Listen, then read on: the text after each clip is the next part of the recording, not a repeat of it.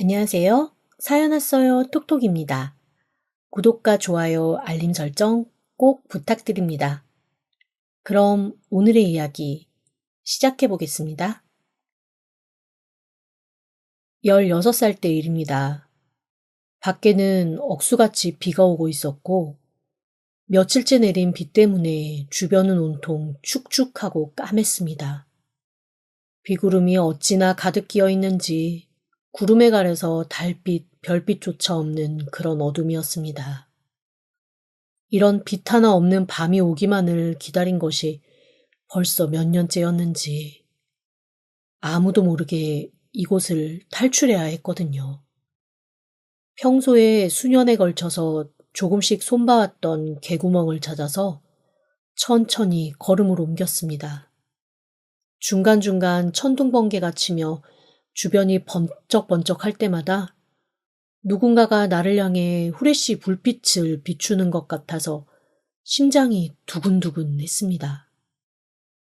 등에 진 비닐 가방에는 옷가지 몇 개와 그동안 모으고 훔치고 보관해뒀던 돈 몇 푼과 금부치 몇 개, 그리고 신발 하나가 전부였습니다. 16살이 되도록 신분증 하나 없는 삶. 그게 제가 살아온 그곳에서의 삶이었으니까요. 빗소리가 너무나 거세서 다른 소리는 들리지 않는 밤은 일반인이라면 밖에 나오기조차 싫은 날씨였겠지만 제게는 도망가기에 최고로 좋은 날이었습니다. 정말 몇 년 동안 이런 날이 오기를 얼마나 기다렸는지 모릅니다. 신발 속으로 지늘기 처벅처벅 들어왔지만 그런 걸 신경 쓸 겨를조차 없었습니다. 빠르게 걸음을 옮겨 남들 눈을 피해 조금씩 뚫어놓았던 개구멍을 향해 갔습니다. 뾰족뾰족한 철사가 여전히 튀어나와 있었지만 개구멍은 사람 하나는 충분히 빠져나갈 만한 공간이었습니다. 혹시나 위에 입었던 비닐이 걸려 흔적이 남을까봐 비닐 옷까지 벗고 개구멍을 지나갔습니다. 튀어나온 철사에 살이 조금씩 스쳐 피가 났지만 빗물이 씻어내 줄 거라는 생각에 무작정 앞으로 밀고 나갔습니다. 온몸이 긁혀가며 장정이 양손을 벌린 넓이만큼 큰 철조망 개구멍을 지났습니다. 마지막에는 정말 빠져나가기 힘들 정도로 구멍이 작았지만 결국 사투 끝에 빠져나오는 데 성공을 했죠. 개구멍을 빠져나온 그곳은 풍경은 똑같았지만 저에게는 전혀 다른 세상이었습니다. 고작 1미터도 안 되는 두께의 철조망이 저와 세상을 16년간 단절시킨 거였다는 생각에 갑자기 눈물이 왈칵 솟았습니다. 하지만 여기서 머뭇거리고 있을 시간이 없었죠. 무조건 가장 먼 곳으로 도망쳐야 했습니다. 걷고 뛰고 걷고 뛰고를 반복하며 날이 셀 때까지 단 한순간도 쉬지 않고 8시간을 꼬박 움직였습니다. 그렇게 도착한 곳은 한 항구 도시였어요. 건물 화장실로 들어가 옷을 죄다 벗고 사람들이 들어오나 안 들어오나 흘끔흘끔 눈치를 보며 화장실 세면대에서 세수를 하고 머리를 감았습니다. 그리고 가방 안에 있던 그나마 깨끗하답시고 챙겨온 마른 옷과 신발로 갈아 신었죠. 그렇게 너덜너덜하게 젖은 옷과 신발을 싹 버리고 새 옷으로 갈아입는 것만으로도 충분히 새 삶을 사는 것만 같았습니다. 그때 제 수중에 있었던 돈은 58,000원 뿐이었어요. 그것도 지난 5년간 100원, 200원, 1,000원씩 그렇게 몰래 땅에 파묻어가며 모은 돈이었습니다. 그리고 교주 서랍에서 몰래 훔쳐온 반지와 목걸이 몇 개가 정말 가진 전 재산이었지요. 벌써 몇 년 전의 일이지만 그 반지와 목걸이가 없어진 걸 알고 저와 제 또래 아이들을 얼마나 쥐잡듯 잡았는지 모릅니다.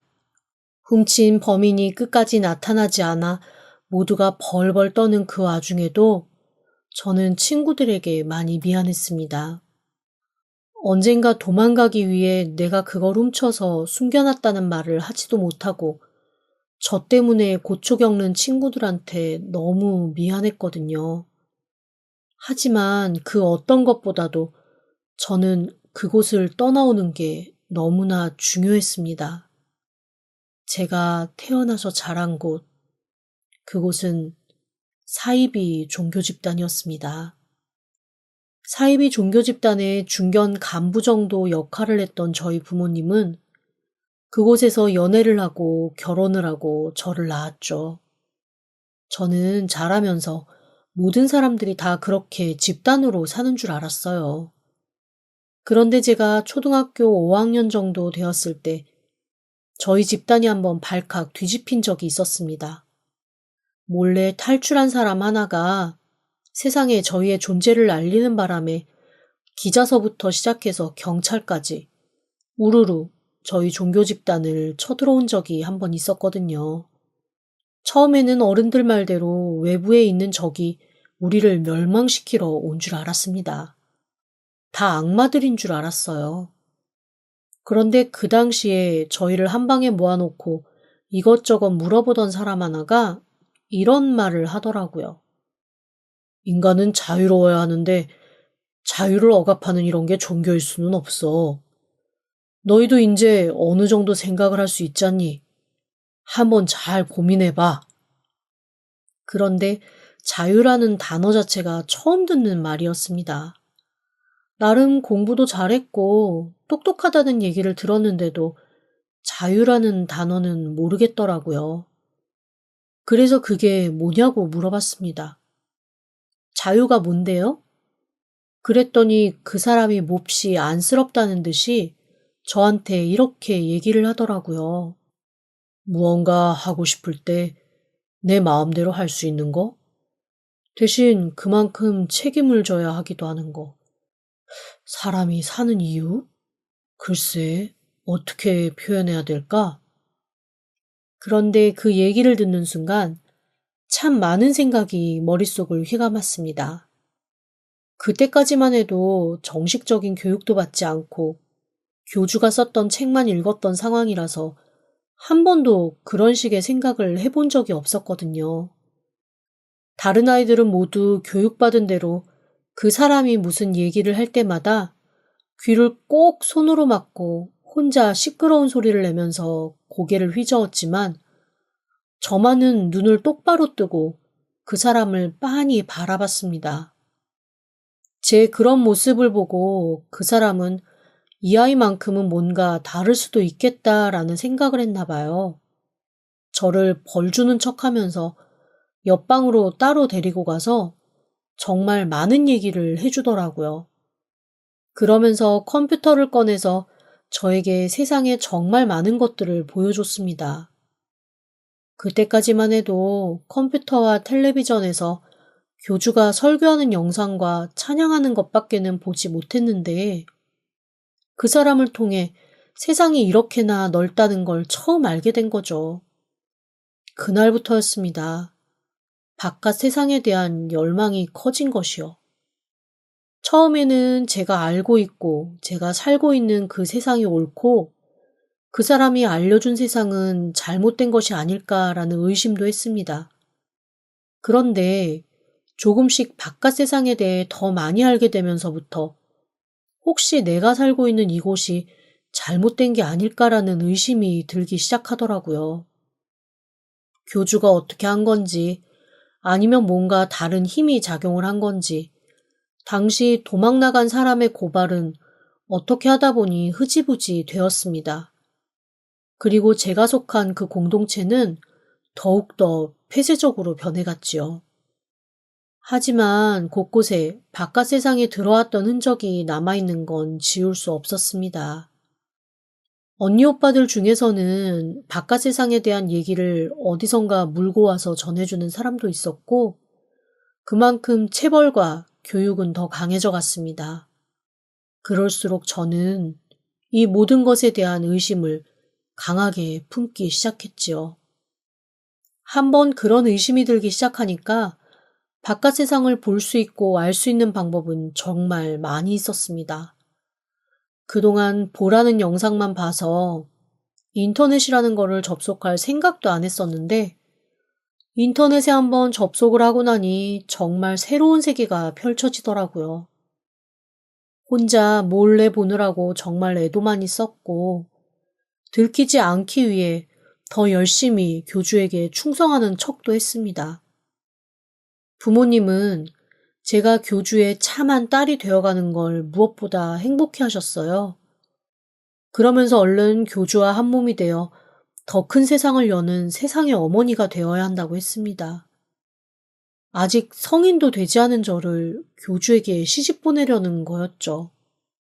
하지만 이미 바깥 세상에 교주와는 비교도 되지 않은 멋진 남자들이 많고 제가 겪어보지 못한 세상이 너무나도 화려하게 펼쳐져 있다는 걸 안 저로서는 절대 그 삶을 살고 싶지가 않았습니다.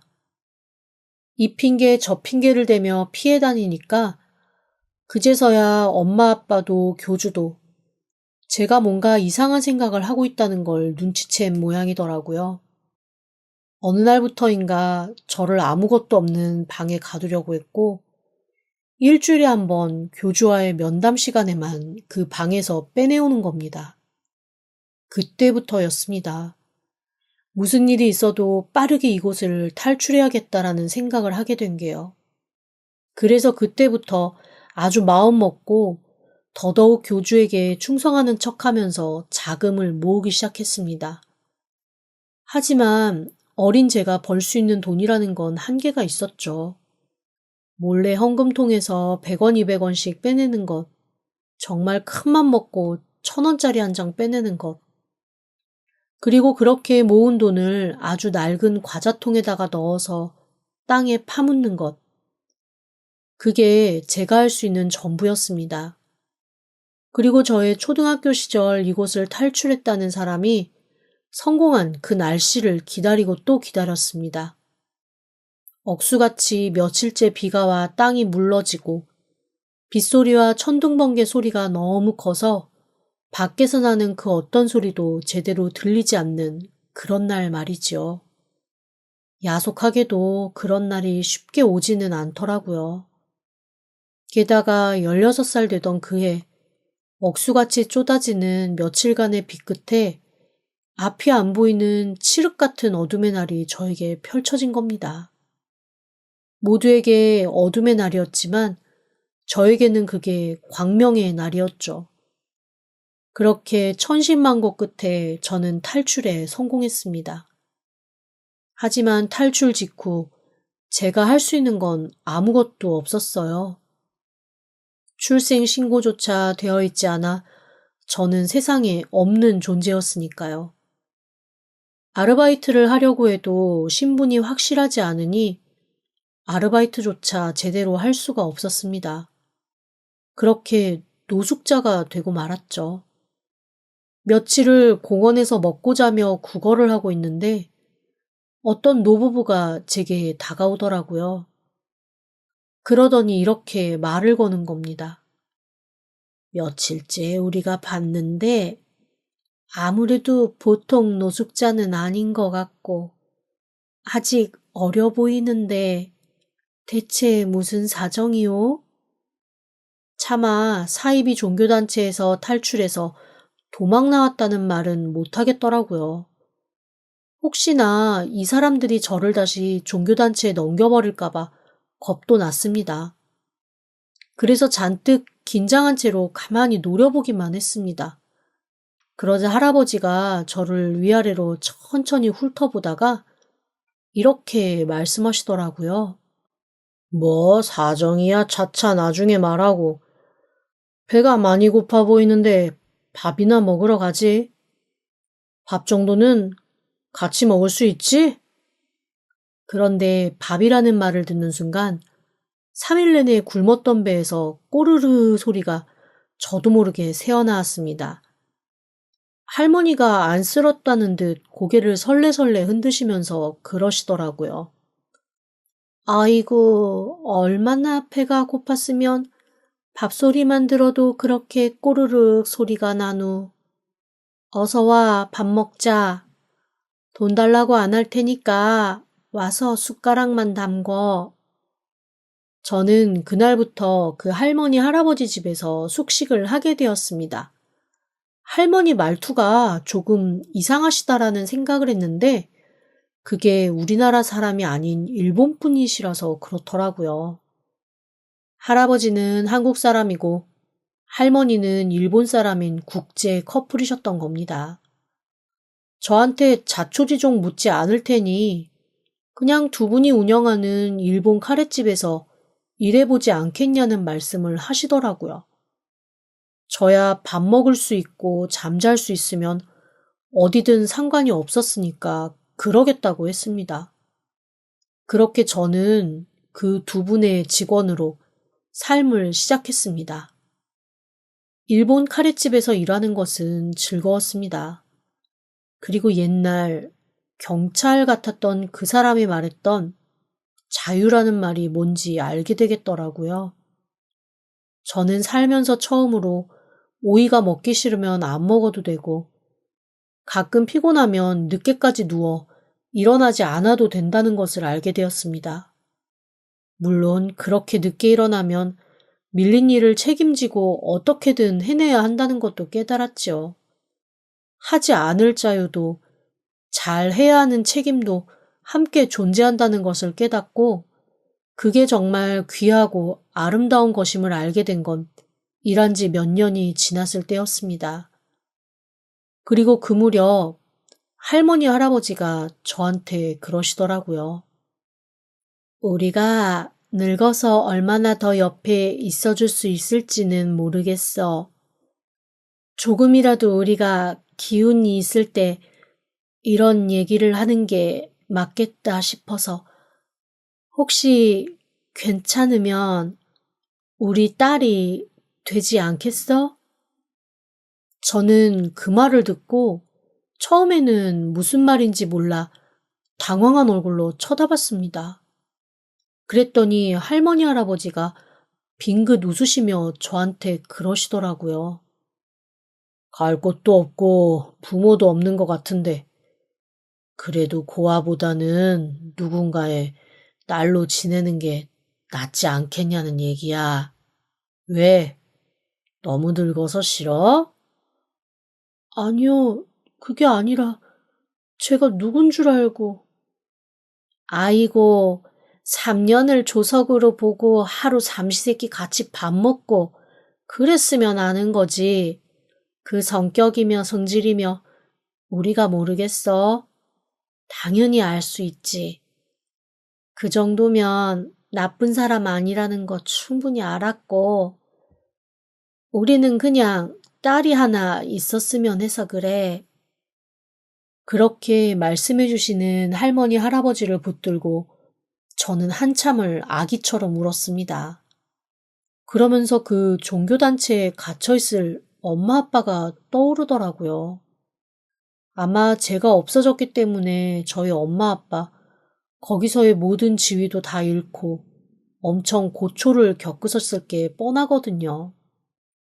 애써 모르는 척 잊은 척 살고는 있었지만 갑자기 엄마 아빠가 떠오르면서 정말 많은 생각이 휘몰아쳤습니다. 물론 정이 있는 건 아니었습니다. 생물학적으로 부모이기는 했지만 저한테 한 번도 살갑게 해준 사람들이 아니니까요. 오히려 체벌을 하거나 혼날 일이 있으면 더 앞장서서 저를 혼내며 엄하게 했습니다.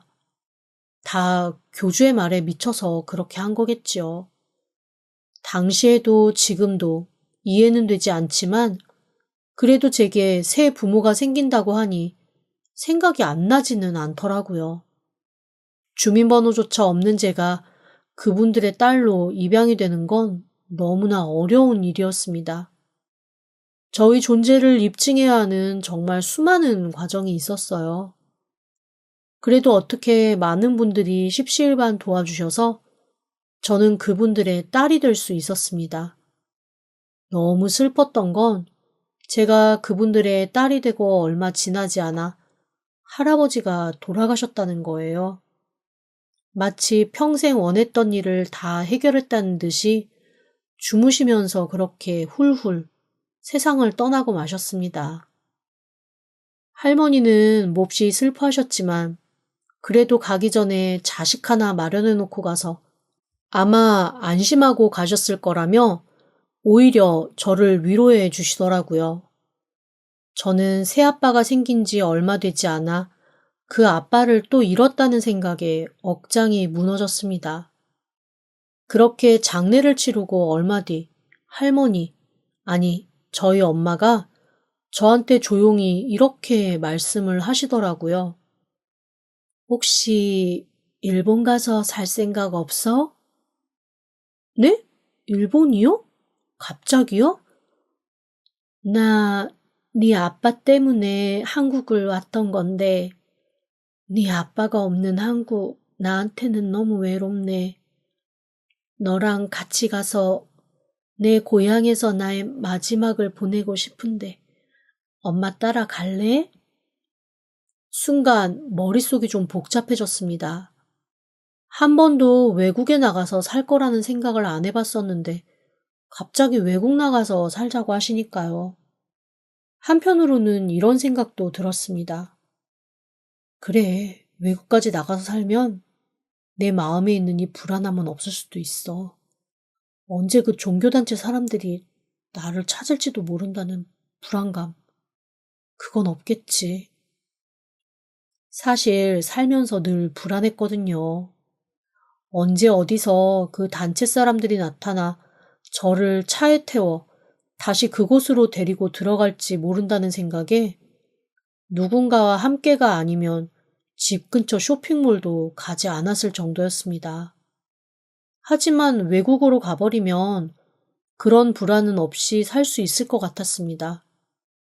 그래서 고민을 좀 하다가 엄마에게 따라가겠다고 대답을 했습니다. 엄마가 정말 좋아하시더라고요. 그러면서 제게 고향 자랑을 하셨습니다. 산이 좋고 물이 맑아서 그 고향에서는 정말 맛있는 식물들이 자라. 나 원래 장아찌 전수자였다. 전통 그대로 만들어서 팔면 정말 인기가 좋았어. 그거 내가 전수해 줄 테니까 일본에서 그 사업해, 응? 저로서는 무언가 물려받아 가업을 이을 수 있다는 그 생각만으로도 몹시 두근거리는 일이었죠. 게다가 엄마의 장아찌는 카레집을 하면서도 정말 인기가 좋았거든요. 저도 계속 옆에서 배워온 것도 있고 해서 본격적으로 배우면 잘할 자신도 있었습니다. 그렇게 엄마와 함께 일본으로 이사할 준비를 했습니다. 난생 처음 간 외국은 낯설면서도 신기한 곳이었어요.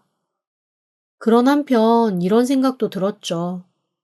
지난 10여 년간 정말 내 인생이 많이도 변했구나라는 생각이었습니다. 초반 16년은 반경 100km도 안 되는 그런 곳에 갇혀서 우물안 개구리처럼 살았는데 제가 이렇게 외국 나와서 살게 될 줄 그 누가 알았겠어요. 참 사람 인생 모른다 싶은 생각이 들면서도 한편으로는 지금의 엄마에게 많이 고맙다는 생각이 들었습니다. 그런데 참 사람 일이라는 게 생각만큼 쉽지는 않았습니다. 딸과 함께 고향에 돌아와서 행복해 하신 엄마는 아빠 잃은 허탈함과 고향에 돌아왔다는 안도의 마음이 섞여서 무언가 긴장이 풀리셨는지 시름시름 앓다가 일본에 온 지 1년 만에 돌아가시고 말았습니다. 부모님이 생긴 것도 아주 잠시, 두 분 다 그렇게 세상을 떠나시고 저는 또 혼자 남게 됐어요. 그것도 타국 땅에서요. 엄마는 감사하게도 저에게 모든 재산을 넘겨주고 돌아가셨습니다. 잠깐 고민도 하긴 했습니다. 다시 한국으로 돌아가야 하나 말아야 되나 하고요. 그런데 아무리 생각해도 한국으로 돌아가는 건 아닌 것 같더라고요. 그냥 엄마가 남겨주신 집과 재산으로 엄마가 하고 싶어 하셨던 장아찌 사업을 계속 한번 해보기로 했습니다. 엄마의 특별한 비법이 담긴 장아찌는 꽤 맛있었어요. 일본 내에서도 맛있다는 소문이 조금씩 나기 시작해서 사업은 꽤 잘 되기 시작했습니다. 시골 동네에서 조금씩 담가서 팔다가 꽤 큰 도시에 매장까지 내게 되었거든요. 사업을 시작한 지 얼마 되지 않아 저는 일본인 마마에게 손맛을 물려받아 일본 전통 장아찌를 만들어 파는 여자로 소문이 나기 시작했습니다. 혹시 한국에 있는 사람들이 저를 알아볼까 무서워 성형도 조금 했어요.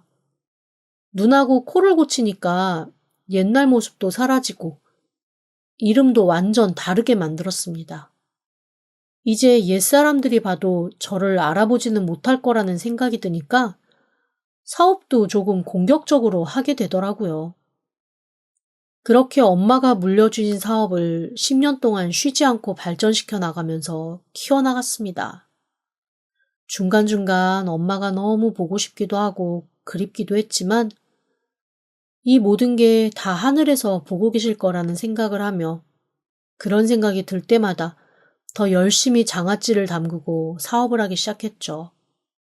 그런데 어느 날 제 바로 아래 직원이 저에게 한국에서 큰 음식점을 하는 남자 사장인데 그 사장이 꼭 저를 만나고 싶다고 며칠째 연락을 하고 있다는 얘기를 전해주었습니다. 제가 그동안은 의도적으로 한국 쪽 사람은 만나지 않았었거든요. 그런데 워낙 끈질기게 저를 만나고 싶다고 한다는 말에 자초지종을 들어보니 한국에서 체인으로 퓨전 한식 음식점을 하는 사람인데 반찬으로 꼭 우리 장아찌를 내고 싶다는 거예요. 그러면서 한국 사람 입맛에도 잘 맞을 것 같으니 꼭 허락을 해줬으면 좋겠다.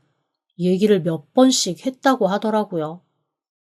그러면서 금액은 서운하지 않게 많이 깎지 않고 제안할 테니 한번 만나만 달라는 얘기를 계속 했다는 겁니다. 그러면서 보내온 제안서를 보니까 수량도 금액도 꽤 크더라고요. 더 솔직히 말하면 직영점 4군데서 내는 매출보다 납품하면서 발생할 매출이 2배는 될 것 같았습니다. 저도 사람인지라 순간 욕심이 조금 나더라고요. 그래서 일단 한번 그 사장이라는 사람을 만나보겠다고 했죠. 잘하면 한국 쪽에 내 장아찌를 납품할 수도 있겠구나라는 생각과 함께 제가 이 정도로 크고 성장을 했으면 그 종교단체에서도 저를 납치하거나 괴롭히지 못하지 않을까라는 일말의 자신감도 있었죠. 하지만 한국에서 왔다는 사장을 만나러 간 날, 저는 문 밖에서 그 사장의 얼굴을 보고 다리가 풀려 저도 모르게 주저앉고 말았습니다. 옆에 있던 비서가 너무 놀라서 왜 그러시냐? 혹시 미끄러지신 거냐? 다치진 않았냐며 화급하게 물어보는데 저는 그 비서의 걱정하는 소리조차 귀에 들어오지 않았습니다. 멀리 앉아있는 그 얼굴, 제가 절대 잊을 수 없는 얼굴이었거든요. 바로 그 교주의 아들이었습니다. 앞장서서 저희들을 괴롭혔던 그 얼굴, 악마보다 더 잔인하고 잔혹하게 모두를 시종처럼 부렸던 그 얼굴을 제가 어떻게 잊겠어요? 아무리 나이가 들고 명품 옷에 삐까번쩍한 구두와 가방을 몸에 휘감아도 그 뱀 같은 눈과 오소리 같은 얼굴은 제가 절대 잊을 수 없는 것이었습니다. 혹시나 그 사람도 저를 알아봤을까봐 오늘 미팅은 없는 걸로 하자는 말을 전해줘라며 뒤돌아섰는데 그쪽에서 뭔가 눈치를 챈 건지 제게 황급히 다가오더라고요. 온몸이 떨려서 견딜 수가 없었습니다. 혹시나 저 사람이 날 알아보면 어떡하지? 라는 무서움에 정말 구토가 날 지경이더라고요. 그런데 그 사람이 저를 보고 아주 유창한 일어로 인사를 하는 겁니다. 고개를 들어서 얼굴을 봤죠. 그랬더니 저한테 이러는 거예요. 아, 미소장아찌 사장님이시죠?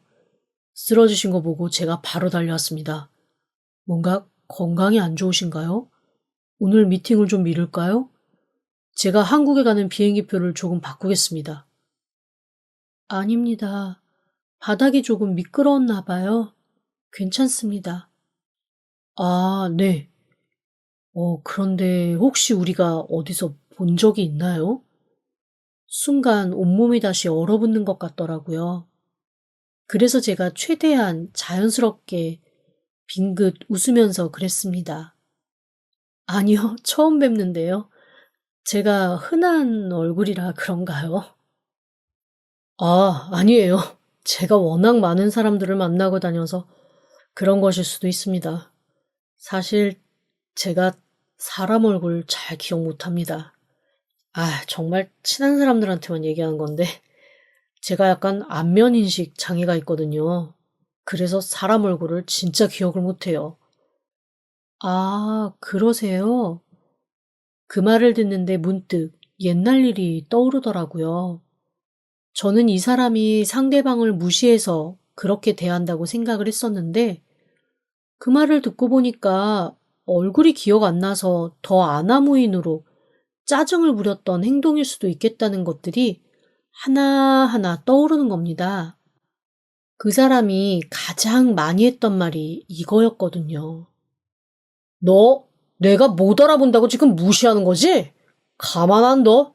너 오늘 내 손에 끝장날 줄 알아? 그때는 대체 뭘 못 알아본다고 저 난리인지 이해를 못했는데 십수년이 지난 후에야 본인에게 직접 이유를 듣고 알게 된 거죠. 사람 얼굴 못 알아보는 안면인식 장애가 있었던 겁니다. 그 사실을 듣고 나니 오히려 저한테는 마음에 안정이 왔습니다. 제 얼굴도 기억을 못할 테니까요. 게다가 이렇게 고친 얼굴인데 더욱더 기억을 못하지 않겠어요? 그래서 제가 빙긋 웃으며 이렇게 말했습니다. 뭐 굳이 미룰 거 있나요? 괜찮아진 것 같습니다. 미팅 하도록 하죠. 그렇게 저는 제 정체를 전혀 모르는 그 사람과 장아찌 미팅을 신나게 했습니다. 그러면서 중간중간 개인적인 질문도 좀 던졌어요. 그랬는데 참 교묘하게 다 피해가더라고요. 부모님도 사업하시나 봐요 라는 말에는 사업이랄 수 있는데 저희 부모님은 그냥 종교인이라고 대답하고 목사님이시냐 무슨 종교냐는 질문에는 그냥 자기 수행과 정진을 하시는 분들이라 하더라고요.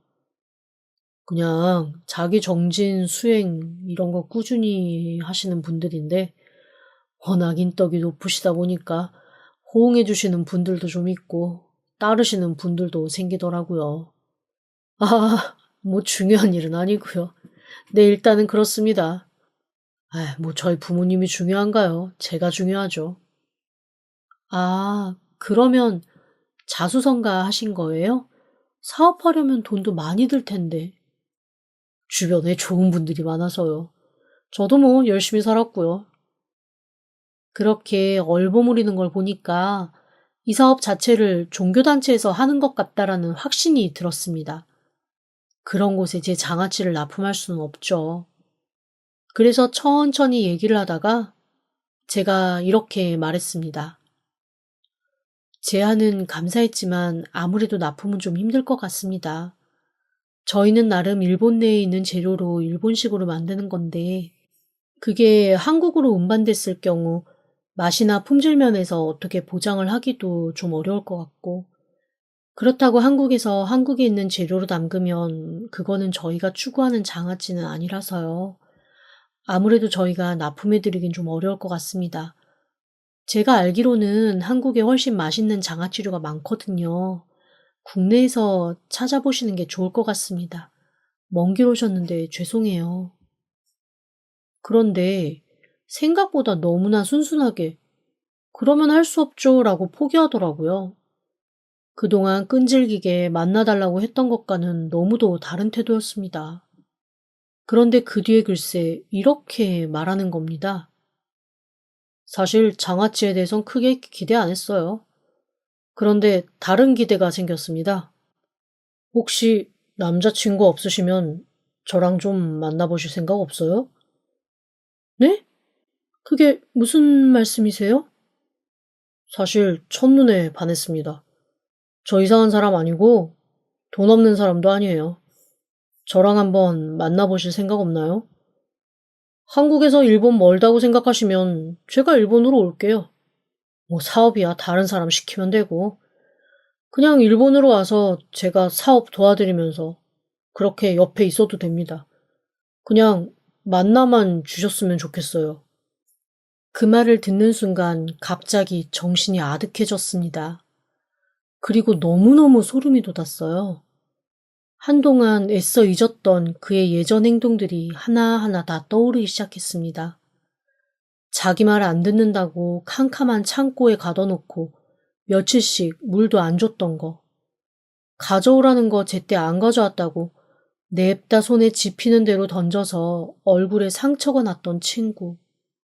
심심하다고 때리고 무료하다고 괴롭혀서 짐승처럼 끌려다녔던 아이들. 그 모든 것이 떠오르면서 소름이 돋았습니다. 내가 자기 정체를 모른다고 생각하니 저런 얘기를 하는 거겠죠. 일단은 대답하지 않고 당황한 모습 그대로 헤어져서 집으로 돌아왔습니다. 그런데 생각보다 그는 집요했습니다. 저한테 끝없이 계속 구애하고 만나자고 하더라고요. 어떤 부분에서는 협박처럼 느껴질 정도였습니다. 오죽하면 이런 생각도 들었습니다. 혹시 이 사람이 내 정체를 알고 일부러 이러는 게 아닐까라는 생각이요. 그러면서 문득 그 사이비 종교가 어떻게 되었는지 궁금해졌습니다. 혹시 연관점이 생겨 제가 다시 끌려갈 일이 생길까봐 그 전까지는 최선을 다해서 모르는 척 하려고 했거든요. 사람을 몇 명 사서 은밀하게 알아보게 조사를 부탁했습니다. 얼마 뒤 제게 전해진 소식은 꽤 놀라운 것들이었습니다. 그 교주는 이미 5년 전에 죽고 교주의 아내, 즉 우리가 어머니라 불렀던 사람은 행방을 알 수 없다고 하더라고요. 지금 단체를 이끌고 있는 건 아들이라고 했습니다. 아들이 몇 년 전부터 모든 것을 물려받아서 이끌고 있는데 예전처럼 폐쇄적으로 운영할 수가 없으니 각종 사업을 벌이면서 그 단체를 유지하고 있다는 말이었습니다. 그리고 뒤이어 이런 얘기를 해주더라고요. 제가 도망가고 몇 년 뒤에 부모님이 두 분 다 시름시름 앓다가 돌아가셨다는 소식이었습니다. 그 단체에서 교주가 손을 썼다는 말도 있고 그냥 딸이 사라진 후 삶의 의욕을 잃어서 마음의 병이 들어 죽었다고도 하고 어쨌건 두 분 다 돌아가셨다네요. 그런데 참 이상하죠. 두 분이 돌아가셨다는 얘기를 들으니 오히려 제 마음이 편해졌습니다. 마음껏 그 교주의 아들에게 뭔가 지를 수 있을 것 같기도 하고 어렴풋이 남아있던 제 마지막 연결고리가 끊어진 것 같기도 했거든요. 비로소 마음이 완전히 정리되는 느낌이었습니다. 그래서 제가 먼저 연락해서 그 교주의 아들에게 만나자고 했습니다. 마음 정했어요? 정했죠. 어? 한국말 할 줄 알아요? 알죠. 한국인으로 태어났으니까. 야, 그러면 말이 더 쉽지. 아니, 그런데 어쩌다 일본인으로 살게 된 거야? 음, 사이비 교주 피해 도망 나왔거든. 비가 엄청 많이 오던 날. 그 전날 교주 아들이 어디서 몰래 훔쳐먹고 온 술 마시고 난리 부르스를 하는 바람에 다들 긴장해서 벌벌 떨며 방에 숨어 있느라 내가 몰래 나올 수 있었어. 아무도 밖에 무슨 일이 일어났는지 알고 싶어 하지 않더라고. 그 말을 듣고 그 교주 아들은 얼굴이 조금씩 하얗게 질리기 시작했습니다. 아랑곳 않고 말을 이어나갔습니다. 그래, 교주 아들 숨기고 사업하니까 좋아? 뭐라도 좀 된 것 같아? 내 눈에는 그냥 여전히 자기 마음에 안 들면 발버둥치고 갖고 싶은 건 졸라서 가져야 하는 못되고 철없는 교주 아들놈으로밖에 안 보이는데. 너, 너, 거래하는 사업체 사람들이 정체를 아나 몰라? 나 이제 무서울 것도 없고 피할 것도 없어서 그냥 다 말해버리려고. 너야? 그때 그 도망갔던 철조망에 개구멍 내서 도망갔던 게 너였어? 아우, 그래도 인상 깊었나 보네. 기억도 하고. 그래, 나야. 우리 부모님 다 돌아가셨더라? 뭐, 그렇게 큰 애정은 없었으니까 그건 그렇다 치고. 아직도 그렇게 사람들 괴롭혀가며 돈 버니? 내가 그거 싹 다 망하게 해줄게. 당황한 얼굴에 교주 아들을 뒤에 두고 저는 돌아 나왔습니다. 그리고 책임질 각오와 함께 그의 정체를 낱낱이 기록한 서류를 그가 거래하는 모든 회사에 싹 보냈습니다.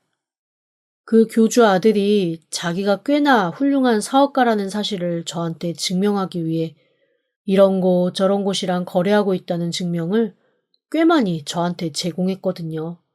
싹 다 풀어버렸죠 뭐.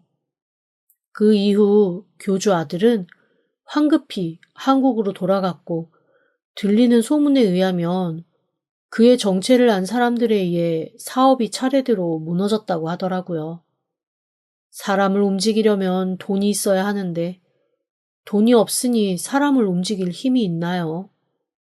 자기 부모 같은 카리스마도 없고 언변도 없고 자랄 때부터 개차반인 거 뻔히 아는 사람들 앞에서 갑자기 선지자인 척도 못했을 텐데 돈도 못 벌어오니 위신이 땅에 떨어졌겠지요. 이후 여러 개의 사기죄에 걸려 감옥에 갔다는 소식을 마지막으로 저는 10수년 전의 과거와 완전히 이별을 할 수 있었습니다. 그리고 그 소식을 들었던 날 태어나서 처음으로 진정한 자유라는 것을 느낄 수 있었습니다. 자유라는 거 정말 너무 달콤하고 아름다운 것이더라고요. 절대 잃고 싶지 않을 정도로 말이죠. 지금까지 들어주셔서 감사합니다. 구독과 좋아요, 알림 설정은 사연 왔어요 톡톡에게 큰 힘이 됩니다. 지금 바로 구독 부탁드립니다. 그럼 다음 사연으로 또 찾아오겠습니다. 감사합니다.